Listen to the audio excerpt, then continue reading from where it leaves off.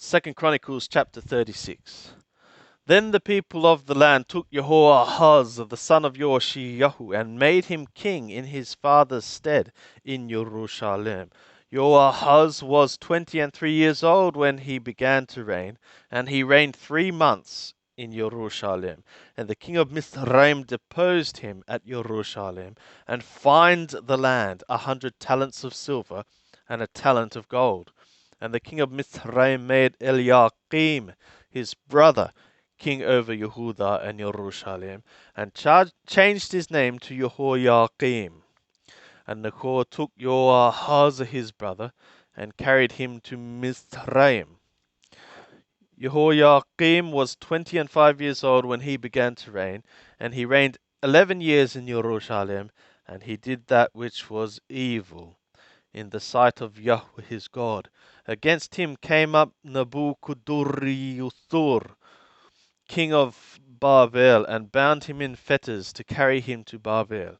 Nabuchodonosor also carried of the vessels of the house of Yahweh to Babel,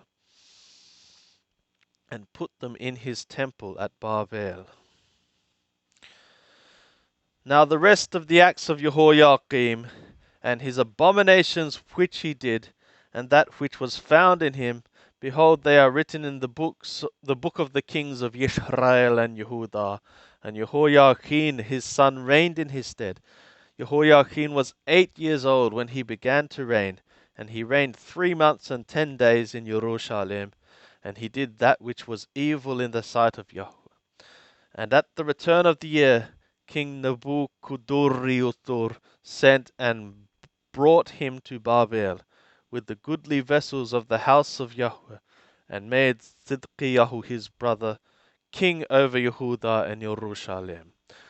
Sidkiyahu was 21 years old when he began to reign, and he reigned 11 years in Jerusalem. And he did that which was evil in the sight of Yahweh his God. He humbled not himself before Yirmiyahu the prophet, speaking from the mouth of Yahweh. And he also rebelled against King Nabuchodonosor, who had made him swear by God. But he stiffened his neck and strengthened his heart against turning to Yahweh, the God of Israel. Moreover, all the chiefs of the priests and the people trespassed very greatly after all the abominations of the nations. And they polluted the house of Yahweh, which he had hallowed in Jerusalem. And Yahweh, the God of their fathers, sent to them by his messengers, rising up early and sending, because he had compassion on his people and on his dwelling place. But they mocked the messengers of God, and despised his words, and scoffed at his prophets, until the wrath of Yahweh arose against his people, till there was no remedy. Therefore he brought upon them by the king of the Kashdim, who slew their young men with the sword in the house of their sanctuary, and had no compassion upon young man or virgin, old man or hoary-headed. He gave them all into his hand. And all the vessels of the house of God, great and small, and the treasures of the house of Yahweh, and the treasures of the king and of his princes, all these he brought to Babel.